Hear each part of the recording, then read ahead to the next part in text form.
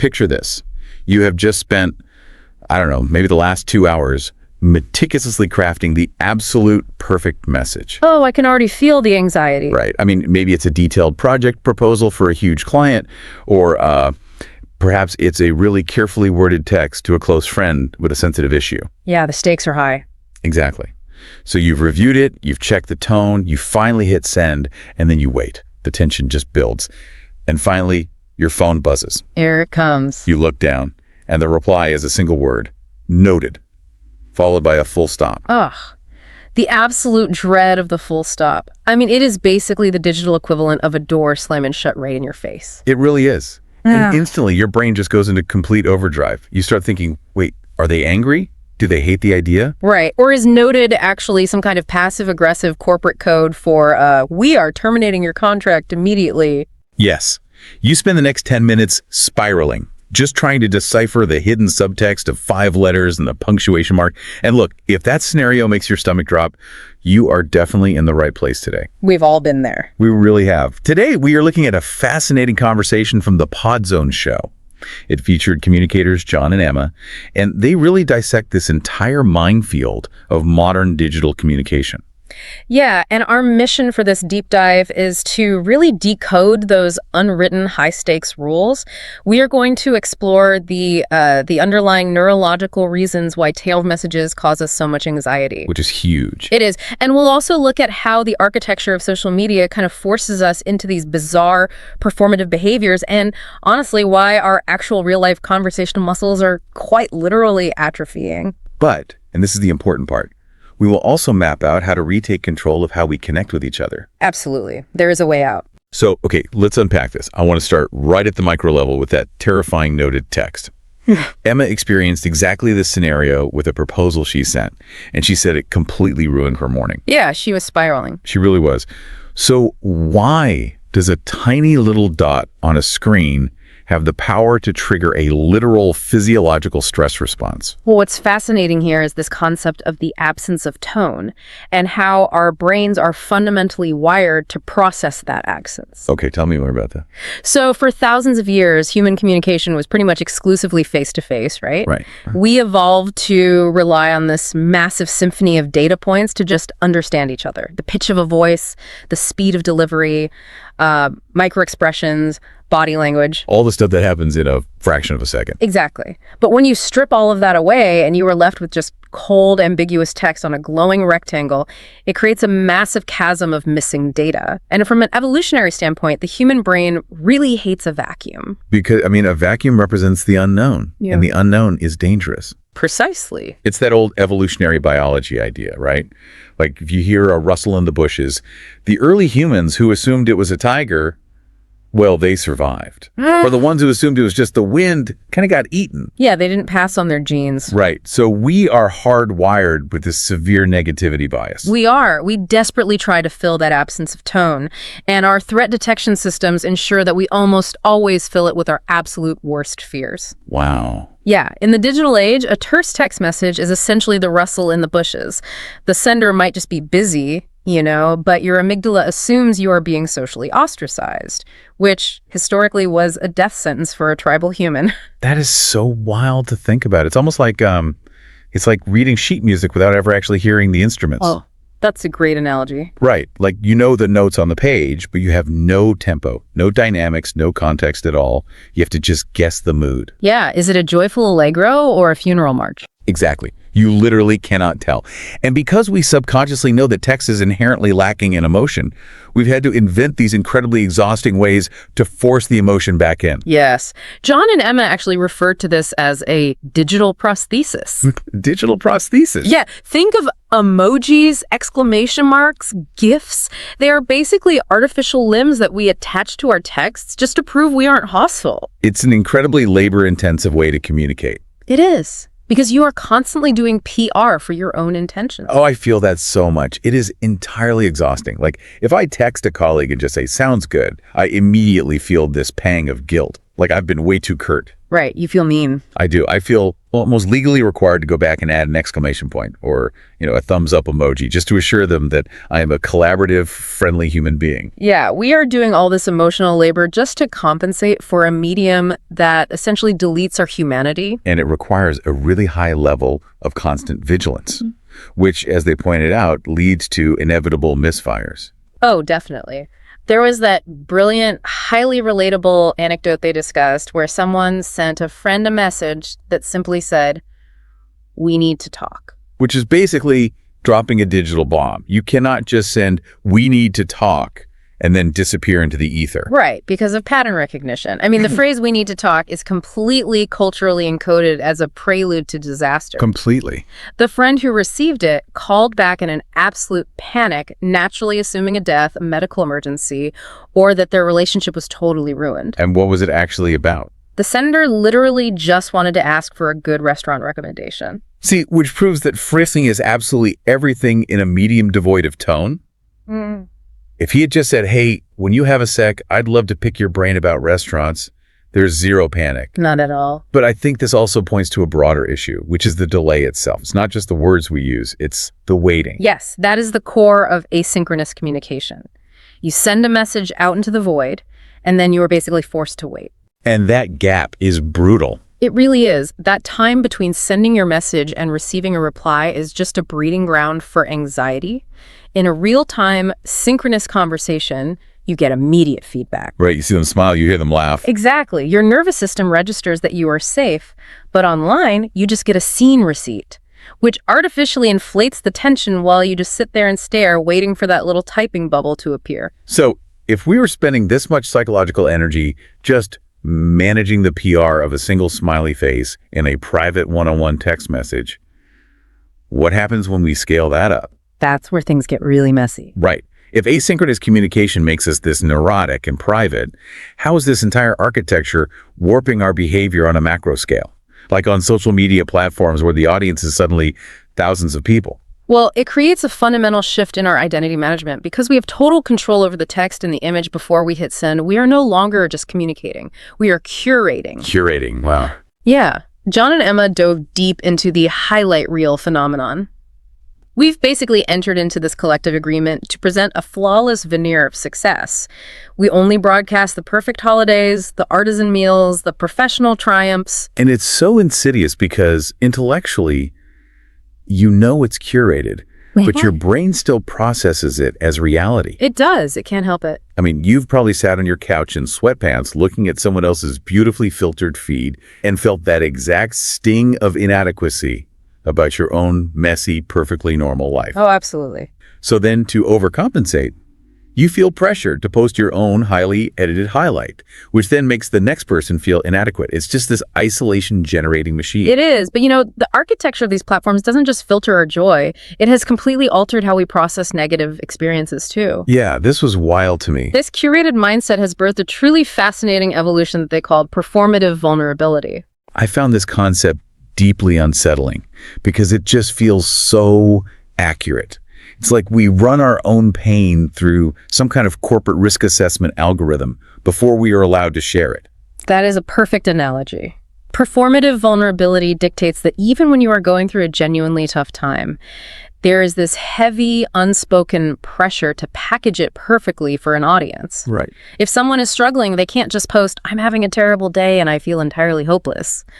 The medium demands that the struggle be framed as an inspiring journey of growth. Exactly. The pain has to be commodified into content. Yes. You have to present the struggle alongside a neatly tied up lesson. Yes. There's basically no room left to just be unhappy. You owe the audience a satisfying narrative arc. Which is exhausting. It really makes you wonder if we're losing the ability to just seek comfort, you know, without having to perform our sadness in a way that generates engagement metrics. It creates a very high-stakes, highly theatrical environment. You aren't interacting with real messy people anymore. You are interacting with PR personas. And that leads to the mob mentality thing too, right? Oh, definitely.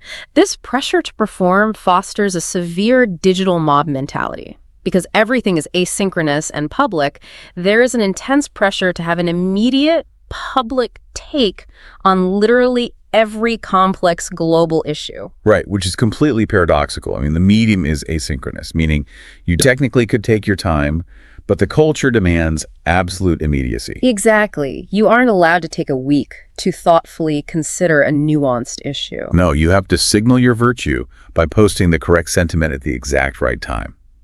Because in this curated, highly visible space, silence is often violently misconstrued as complicity. It completely strips away the grace of human learning, the right to be uninformed for a moment, and the space for real-time dialogue. Yeah. And here is where we see the macro effects actually bleeding back into our interpersonal lives. Because we are now so accustomed to interacting from behind this safe, curated, asynchronous shield, we have lost our tolerance for actual social friction. We just can't handle it anymore. No.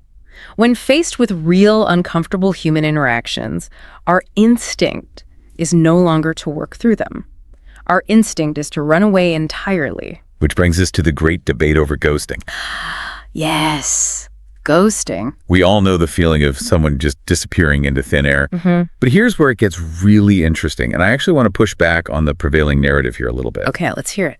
The Pod Zone conversation featured a pretty heavy critique of ghosting, but they also brought up the counter-argument, specifically regarding online dating apps. So let's play devil's advocate for a second. Sure.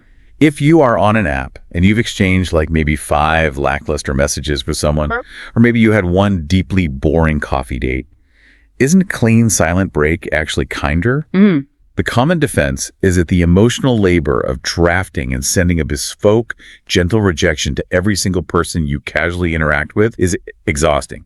And frankly, a bit presumptuous. Yeah. Why not just let it fade out naturally? Well, it is definitely the most common defense you'll hear, but I think it misses the underlying psychological shift. How so? Defending ghosting as a way to save emotional labor points to a society-wide degradation of our social skills. Okay, that's a strong statement. It is, but think about it. We have become so entirely averse to even mild discomfort that we would literally rather vanish than have a 2-minute awkward interaction. By ghosting, you are essentially treating another human being as a disposable content generator rather than a person. Okay, but is it really degrading our social skills, or is it just adapting to the sheer volume of a digital dating pool? I mean, if I send a rejection text, I might invite a hostile response. Ghosting acts as a safety mechanism, right? Well, safety from physical harm is one thing, and that is certainly valid in extreme cases. But using safety as a blanket excuse to avoid the micro friction of simply saying no thank you is where the atrophy happens. Let's see what you mean. And the argument about immense emotional labor kind of falls apart when you look at the mechanics. It does not require a bespoke, deeply emotional essay to reject someone politely. That's true. You can literally use a template. A message saying, "It was lovely to meet you, but I don't think we're a match. I wish you the best." That takes maybe 5 seconds to copy and paste. Right. Choosing to ghost instead isn't really about saving emotional labor. It's about prioritizing your own temporary comfort over providing basic closure for the person on the other side of the screen. That is a really sharp distinction. Yeah. So it's not that the labor is too hard, it's that our tolerance for awkwardness is practically zero. Exactly. And if we can't handle the minor friction of sending a polite, copy-pasted rejection text, how are we ever going to navigate the massive, complex conflicts that arise in a real long-term relationship? We won't, and that's the real danger here. Our conversational muscles are atrophying. We prefer the asynchronous world because it allows us to draft, edit, and perfect our witty replies over 20 minutes. Right. We want to sound smart. But in doing so, we lose the serendipity of real-time dialogue. We lose the shared pauses, the spontaneous laughter, the way a topic can just organically evolve.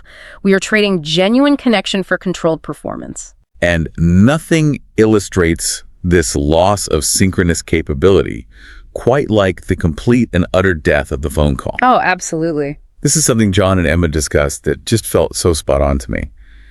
For anyone under a certain age right now, an unscheduled phone call is no longer a normal way to say hello. It is perceived as a direct threat.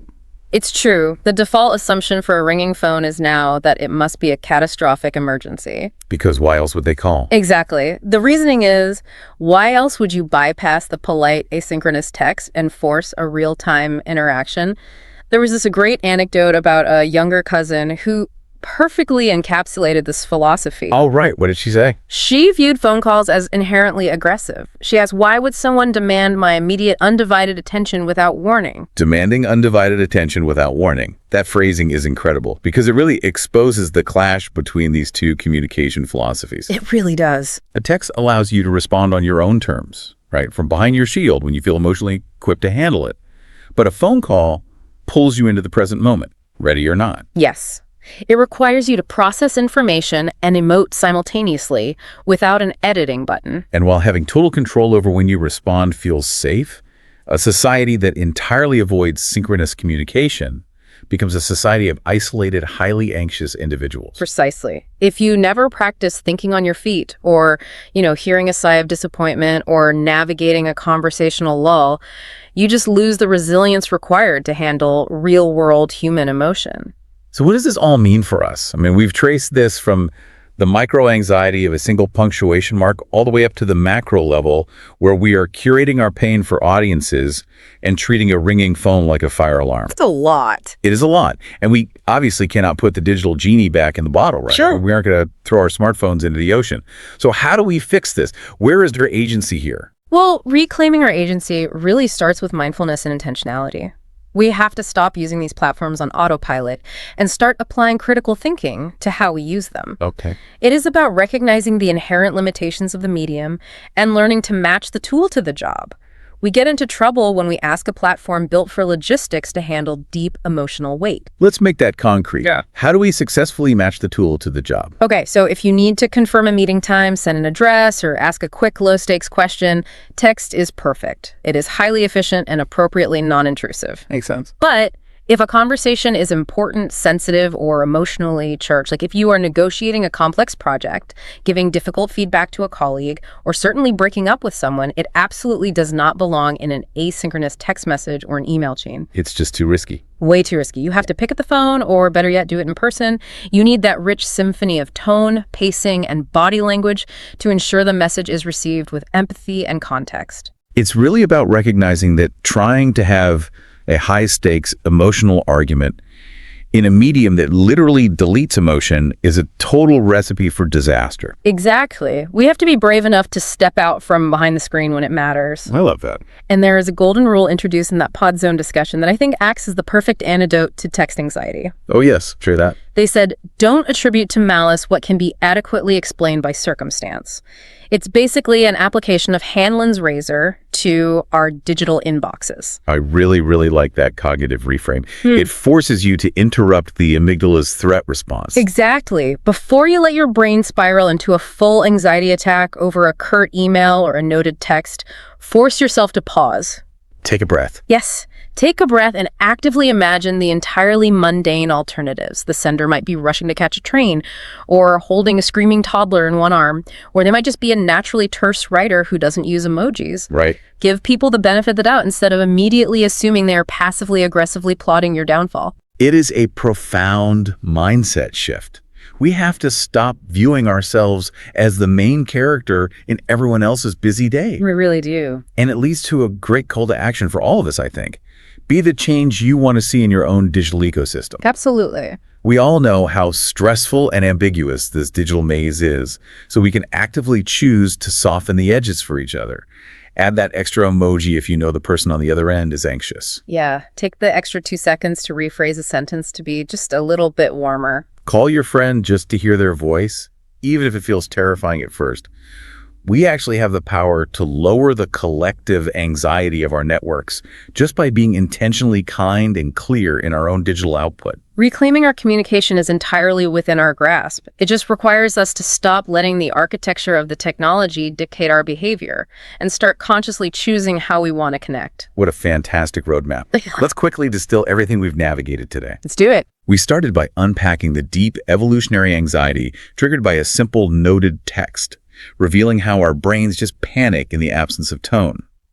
We examined how the architecture of social media pushes us into the highlight reel and performative vulnerability, commodifying our very real struggles into digestible content. Yep. We debated the mechanics of ghosting, realizing it's less about efficiency and more a symptom of our atrophying conversational muscles and, frankly, our intolerance for friction. And finally, we explored why we need to stop fearing the ringing phone and start intentionally matching our communication tools to the emotional weight of the task at hand. It is a vast landscape to rethink, but simply being aware of these invisible architectures is the absolutely necessary first step towards successfully navigating them without losing our minds. I want to throw this back to you, the listener, as you head back out into your own digital maze today. What are the unwritten rules that drive you crazy? Have you ever had a relationship completely derail because of a misread text tone? Or caught yourself drafting a PR-friendly version of a bad day for your timeline? Right.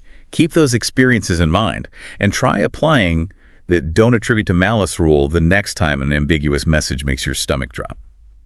And as we wrap up, I want to leave you with one final lingering thought to mull over. We've talked a lot about our conversational muscles atrophying today. We have. But if we continue down this path, if we relentlessly replace spontaneous, messy, real-time human interaction with carefully curated, heavily edited, asynchronous text, what happens to our inherent sense of human empathy? Oh. Because empathy requires us to recognize and mirror the emotions of others. If we go months or even years without having to look someone directly in the eye and read their real-time facial expressions as they experience joy or disappointment or disagreement, do we eventually lose the neurological ability to truly understand each other at all? That is a chilling but incredibly vital question that will definitely keep me thinking tonight. Thank you so much for joining us on this deep dive. Stay curious, stay connected, and we will catch you next time. Picture this. It is 8:30 on a Tuesday evening. Okay, setting the scene. Yeah, setting the scene. You finally closed your laptop. Yeah. You're sitting on the couch. Maybe you're like half watching a show, and you are finally exhaling, Oh, the best feel. The workday is supposedly over. supposedly, right? And then your phone buzzes on the coffee table. Oh, no. You glance over, and it's a message from your boss.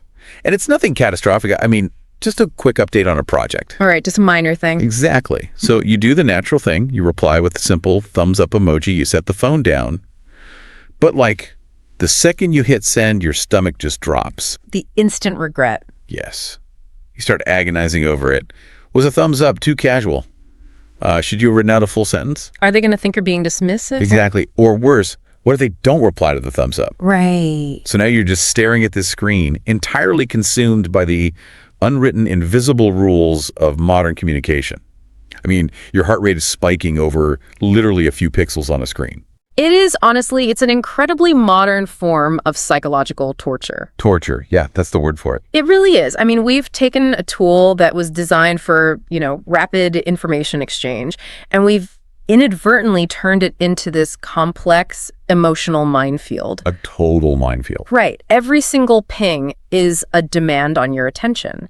And every response is, well, it's a test of your social standing within the workplace hierarchy. And that is exactly what we are getting into today. We are doing a deep dive into the modern workplace communication maze. That's a big one. It is a big one. Because our mission here is to dissect these unwritten rules of digital interaction, to really understand the profound anxiety they cause, and most importantly, to map out a practical escape route for you. Because you do need an escape route. You really do. And we are pulling our insights today from this fantastic educational discussion we found. It's titled Digital Intentionalism, Navigating the Workplace Communication Maze. It's a great source, really thorough. It really is. It does this incredible job of breaking down both the sociological and the linguistic aspects of how we actually talk to each other online. And more importantly, how we completely misinterpret each other online. Yes, the misinterpretations are wild. But setting the stage for this, we should be clear about what we're not doing today, right? Yeah, definitely.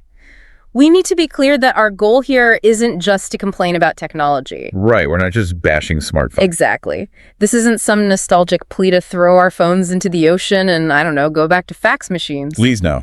Right. It's really about fundamentally understanding why these digital tools affect our psychology so deeply. Because it's not just annoying, right? No, not at all. Constant connectivity isn't just an annoyance. It actively drains your cognitive bandwidth.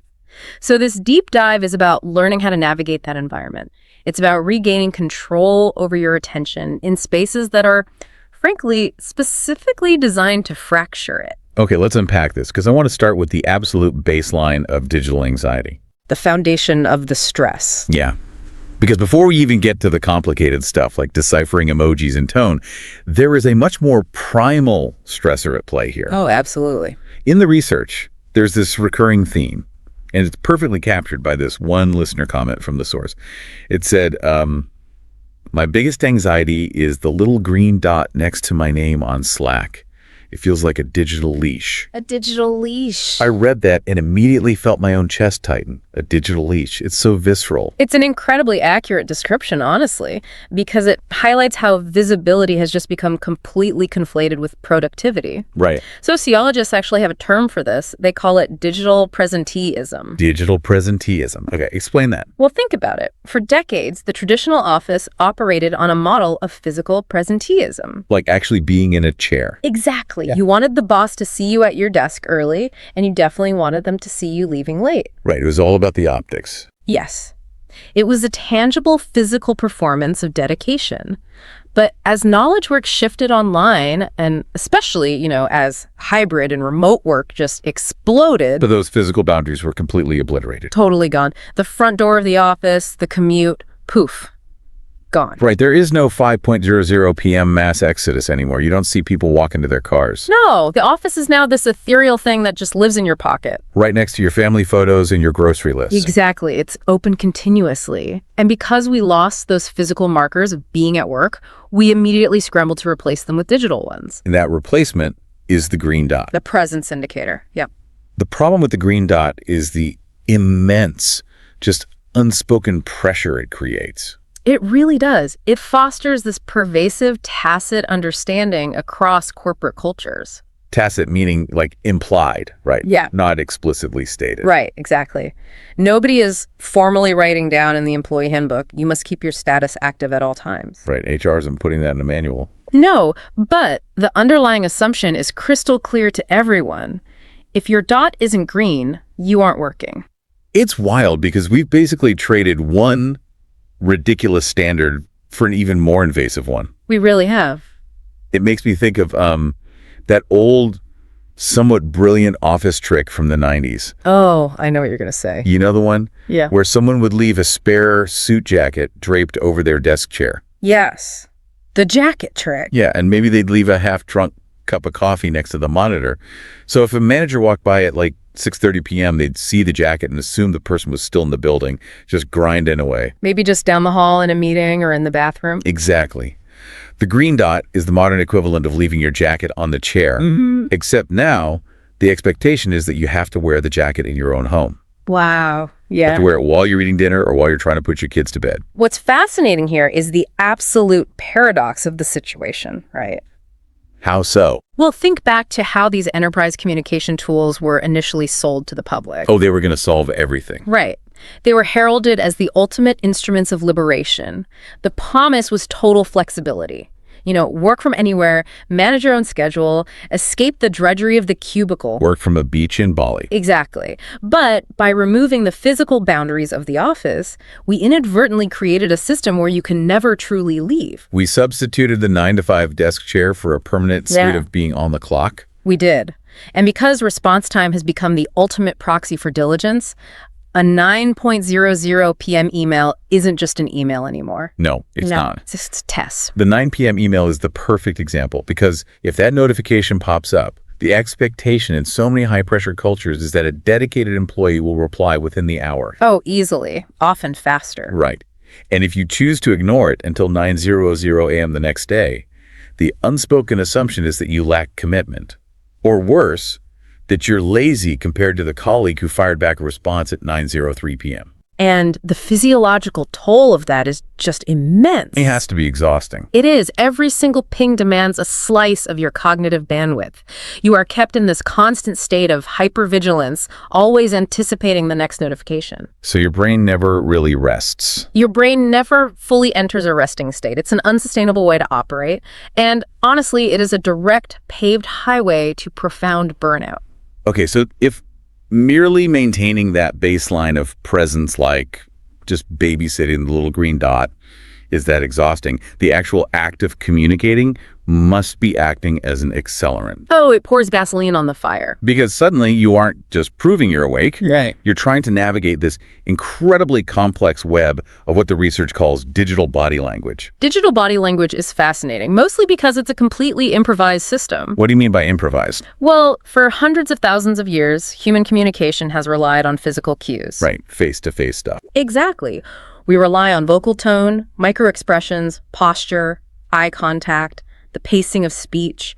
All those things provide the context that gives our words their actual meaning. Sure, I'm fine means something very different depending on how you say it. Exactly. But when you strip all of that away and leave only sterile text on a screen, you create a massive communicative void. A huge empty space. Right. So we are actively trying to invent a new language on the fly to replace all those lost physical cues. And it is a language made up of the most frustrating, nebulous signals imaginable. Nebulous is the perfect word for it. It's Yep. all cloudy and vague. Totally. I was looking at the examples provided in our source material, and they are so universally agonizing. Oh, they hit so close to home. Like the speed of a reply, or the use of punctuation, or honestly, the deliberate lack of it, and the holy grail of anxiety. The read receipt left with absolutely no follow-up. The read receipt is the ultimate psychological trigger It really is. because it tells you the information has been consumed, but it offers zero insight into the receiver's reaction. None. Just seen. Right. And this ambiguity forces us into a constant low-grade state of social guesswork. Let's look at the speed of a reply, for instance. Okay. If you send a detailed proposal to a colleague and they reply in 30 seconds, what does that mean? Right. Are they incredibly efficient and super aligned with my ideas? Or are they just blowing me off and rushing through it without actually reading the document? You don't know. And the reverse is equally fraught. A delayed reply. Yes, a delayed reply. Are they thoughtfully considering the nuances of your proposal? Maybe they're consulting other data to give you a really comprehensive answer. Or are they deliberately ignoring me because my idea was terrible? Exactly. We just don't know. So what does this all mean? Because I have to push back a little here. Sure, go for it.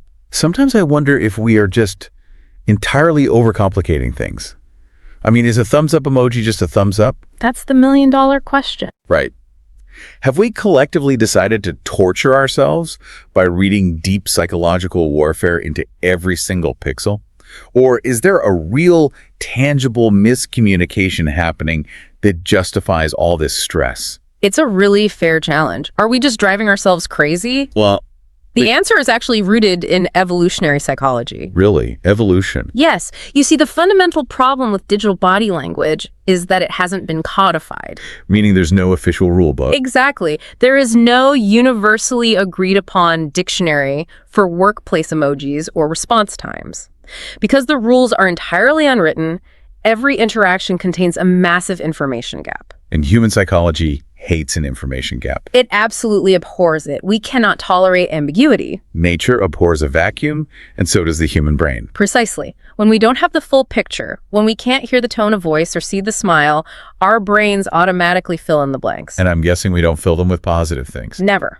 Because of our evolutionary negativity bias, we almost always fill those gaps with the worst-case scenario. So it's a survival thing. Totally. From an evolutionary standpoint, if early humans heard a rustle in the bushes, the ones who assumed it was a tiger survived. Wow. The ones who assumed it was just the wind didn't. They got eaten. So we are literally hardwired to anticipate threats. Yes. So, in the modern workplace, when we face the ambiguous rustling bush of a delayed Slack message from a manager, we don't assume they're busy in a meeting. We assume the tiger is coming, we assume they are furious with us, and we are getting fired. Exactly. We jump straight to the threat. That makes so much sense. We're applying a life or death survival mechanism to a Microsoft Teams chat. It sounds absurd when you say it out loud, but that's what our brains are doing. And I imagine power dynamics just pour gasoline on that fire. Oh, absolutely. Power dynamics exacerbate these ambiguities exponentially. Give me an example. Well, if a peer sends you a message that just says, okay, lowercase, you might just brush it off as them being in a hurry. Sure, they're grabbing coffee or something. Right.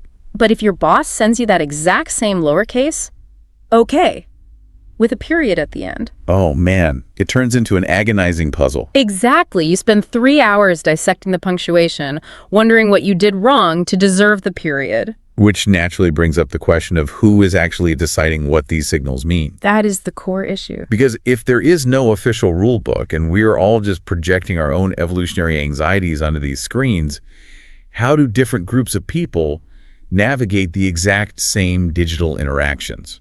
Well, the research points to a really intense generational divide here. Yes, the classic clash. It's the clash between the digital natives and the digital immigrants, and it is playing out in literally every office around the world right now. For those navigating this, the distinction is really important, right? Very important. Digital natives are the younger cohorts, like Gen Z, younger millennials, who have grown up completely immersed in this technology. They possess a native fluency. Right, they've been texting and using social media since middle school. And then digital immigrants are the older cohorts who spent a significant portion of their professional lives operating before the internet. Before smartphones were in every pocket. Right.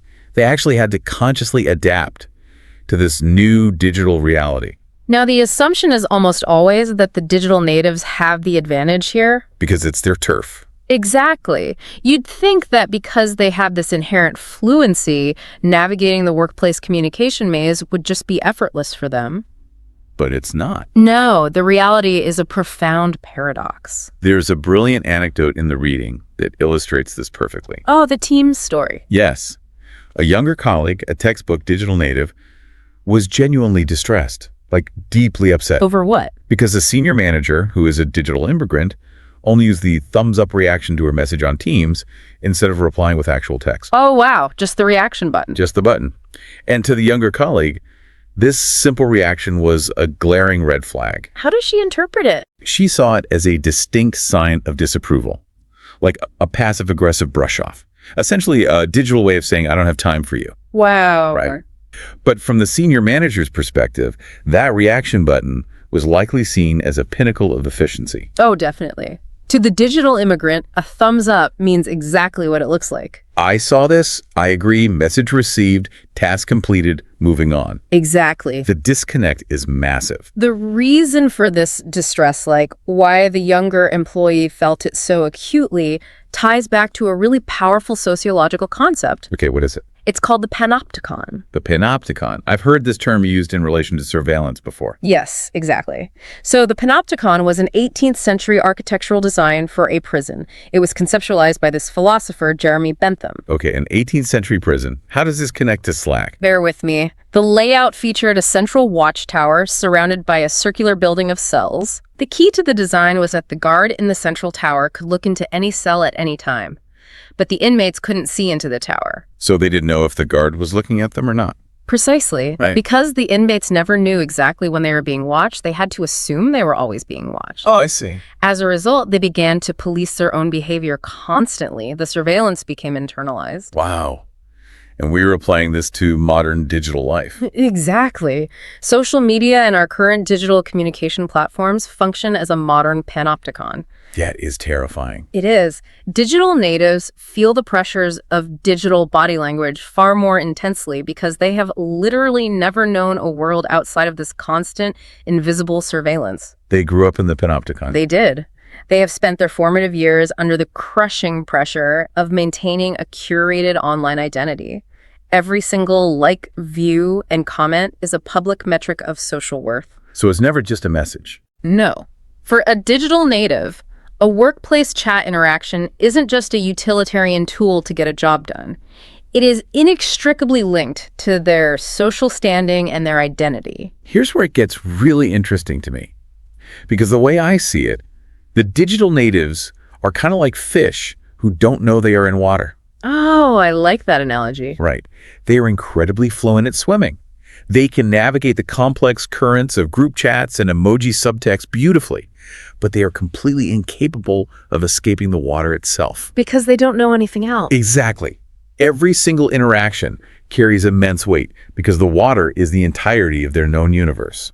So where do the digital immigrants fit into this analogy? The digital immigrants, meanwhile, are like amphibians. Amphibians, okay, explain that. Yeah.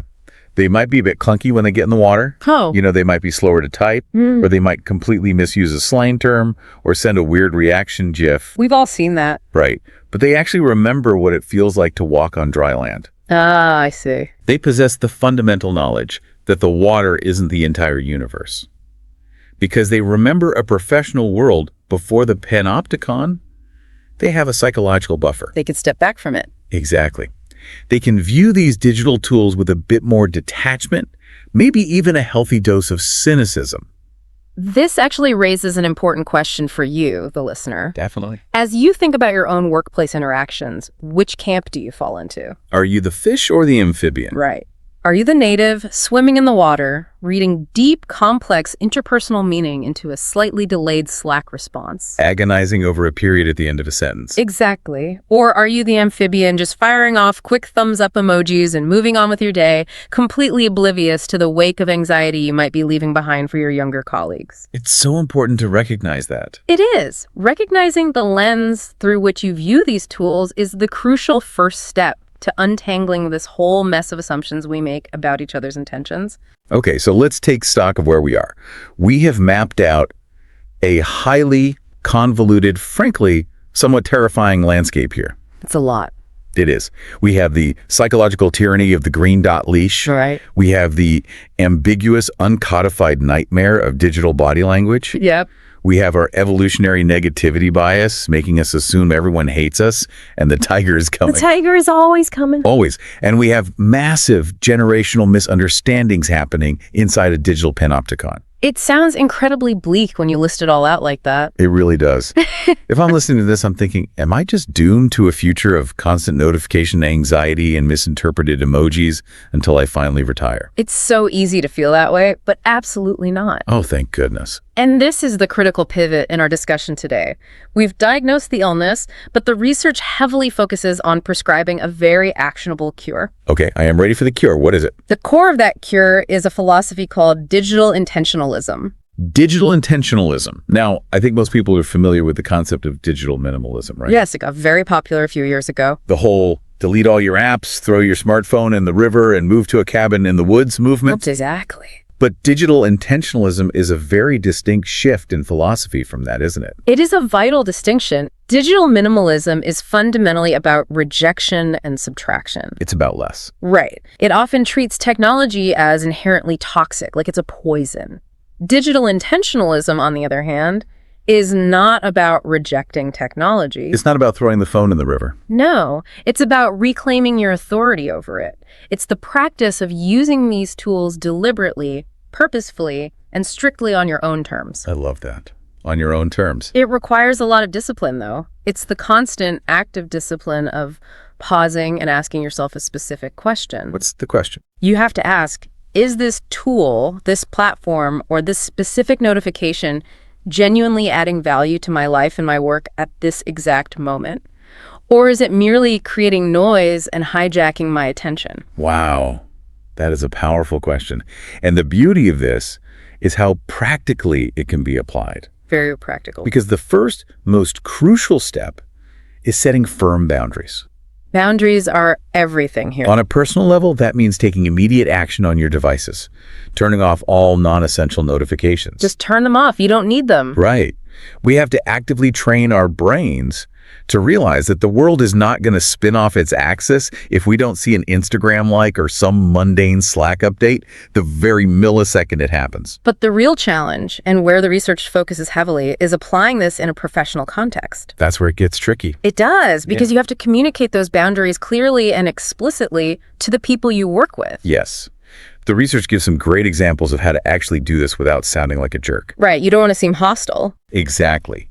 It can be as simple as putting a firm, polite statement in your email signature. Just something that says, I check and respond to emails between 9:00 a.m. and 5:00 p.m. That's a great one. It sets the expectation immediately. Or having an explicit conversation with your team during a meeting. You could say, hey, everyone, I'm trying to carve out time for deep focus. If something is truly a house on fire emergency, please call my cell phone. Otherwise, know that I'm not ignoring you, but I will respond to your Slack messages in batches when I am next scheduled to be online. Now, we must acknowledge the reality of the workplace here. Which is? Setting those kinds of boundaries involves significant social friction. Yeah, it's not easy. It is not easy at all. It requires an immense amount of professional confidence.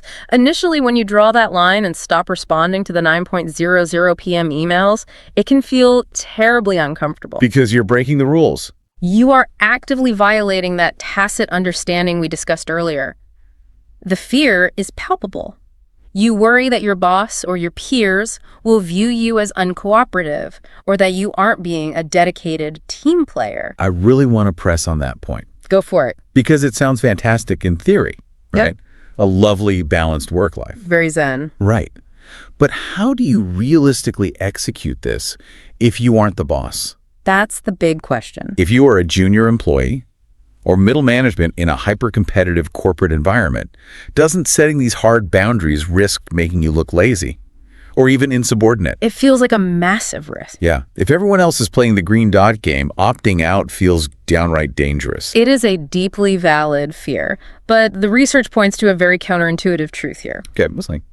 Boundary setting, when communicated clearly and professionally, is actually a profound act of leadership, regardless of your hierarchical title. Really? How so? Think about the actual output of your work. When you bravely carve out space for deep, uninterrupted thought, when you adamantly refuse to let your cognitive bandwidth be fractured by constant low-value pinging, you produce vastly superior, higher quality work. Well, yeah, you're actually focusing.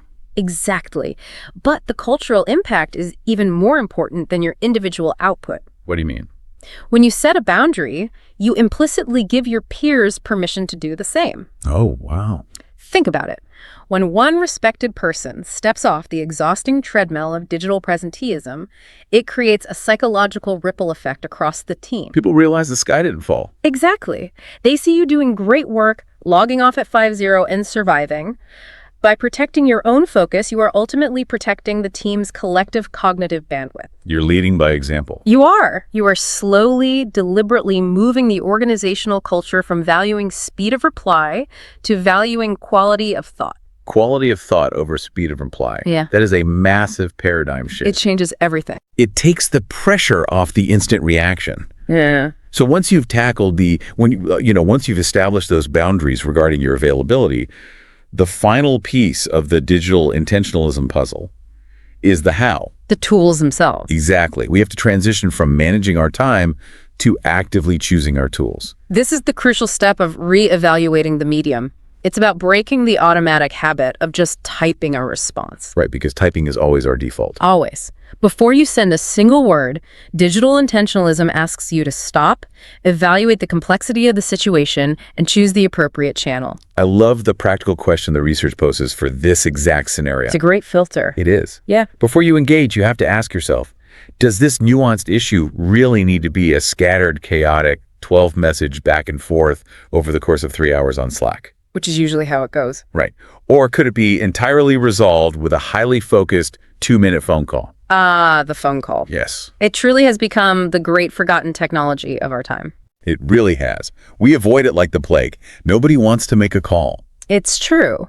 But the research discusses this fascinating paradox about the modern phone call.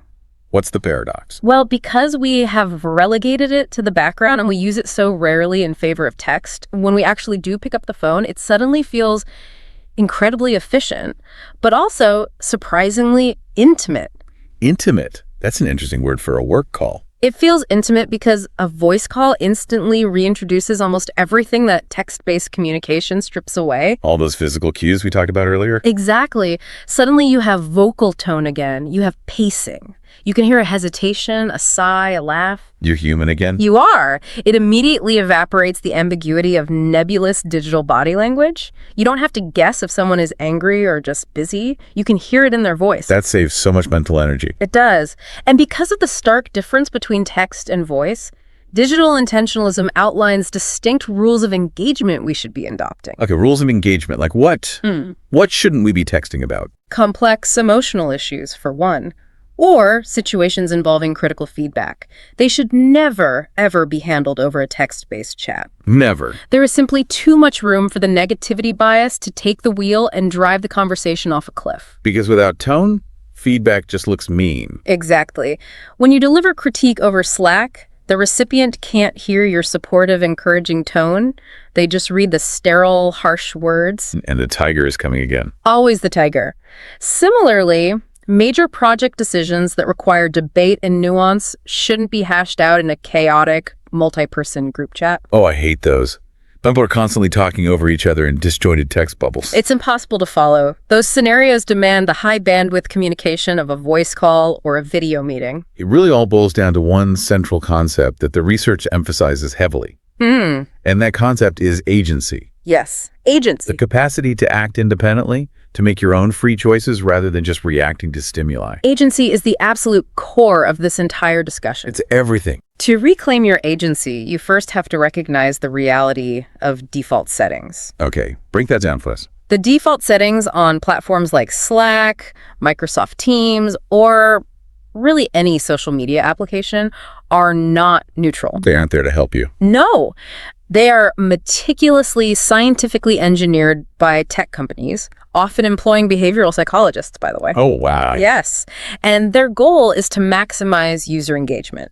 Their primary objective is to keep your eyes glued to the screen and your fingers scrolling or typing. They want you in the app. Exactly. They are emphatically not designed for your mental well-being, your deep focus, or your work-life balance. When I think about default settings, I don't think of a casino because that's too obvious.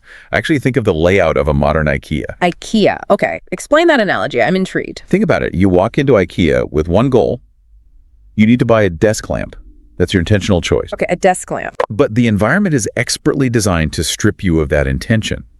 The default path, the arrows on the floor, forces you to walk through a labyrinth of living rooms, past all the decorative pillows, through the entire kitchen section. It's a maze. It is a maze. By the time you get to the lamps, you've been bombarded with 100 other things you didn't know you needed.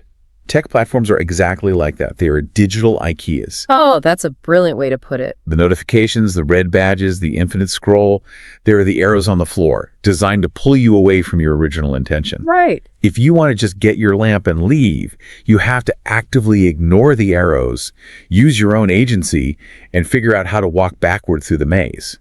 The store isn't going to help you leave. You have to force your way out.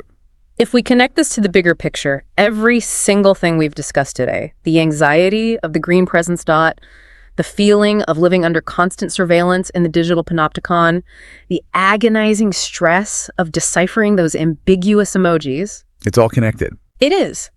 All of these things are mechanisms that rob you of your agency. They place you in a perpetual reactive state, constantly dancing to the tune of notifications and unwritten rules that you never actually agreed to. You're just passively walking the path they laid out for you. Exactly. You're following the arrows on the floor. The ultimate goal of digital intentionalism isn't just to make your workday a little less stressful or to declutter your inbox. It's bigger than that. Much bigger. It is a fundamental shift in power. It is about refusing to be a passive subject to the frameworks created by these tech platforms. We must consciously, deliberately, and sometimes uncomfortably override their default settings. We have to write our own rules. We have to build our own digital frameworks. Frameworks that actually serve us, protect our cognitive bandwidth, and elevate the work we want to do. And sometimes the most radical, powerful tool you have to assert that agency is simply picking up the phone. Yes. Just bypassing their text-based maze entirely. It's a rebellious act. That is incredibly empowering. Yeah. It really flips the script. You stop feeling like a victim of your inbox and start acting like the architect of your own attention. That's a great way to frame it. So let's synthesize the key takeaways from our deep dive today. Let's bring it all together. The core lesson here is that the path out of this modern communication maze isn't about finding some magical exit door that leads to a tech-free utopia. The technology is here to stay. Right. We can't put the genie back in the bottle. Instead, it is about learning how to navigate the maze with absolute purpose. Being intentional. Exactly. It means practicing digital intentionalism. It means setting firm, clear boundaries to protect your focus and having the courage to communicate those boundaries to your team. Even when it's uncomfortable. Especially then. It means actively choosing the right medium for your message, knowing when a quick text is fine, and knowing when a complex issue demands the empathy and clarity of a voice call. And perhaps most importantly, it's about extending grace to the people navigating the maze alongside you. Absolutely. So we want to leave you with a challenge today. A bit of homework. Just a little bit. Yeah. Take a real, honest inventory of your own digital frameworks this week. Look at everything. Look at your phone settings. Look at your work computer. Look at how you respond to messages. Where are you just passively following the arrows on the floor, acting on the default settings that someone else designed for you? And where are you actively exercising your own agency? Exactly. And as you examine those habits, consider this final thought. This is a big one to chew on. It is. We spent a lot of time today discussing how our evolutionary biology forces us to fill information gaps with negative assumptions, how we automatically assume the worst when a message is delayed or brief. The tiger in the bushes. Right. But what if we made a conscious, radical decision to rebel against that biology? What would that look like? If we truly committed to giving each other the benefit of the doubt, if we actively trained our brains to assume that a thumbs up is just a simple, busy agreement, and that a delayed reply is just a colleague engaged in deep, meaningful work, how might that simple internal shift in perspective fundamentally change our capacity for human empathy in an increasingly screen-based world? That is a profound thought to end on. A profound question to take with you the next time you're staring at that screen, agonizing over an emoji. Thanks for joining us on this deep dive, and we'll catch you on the next one.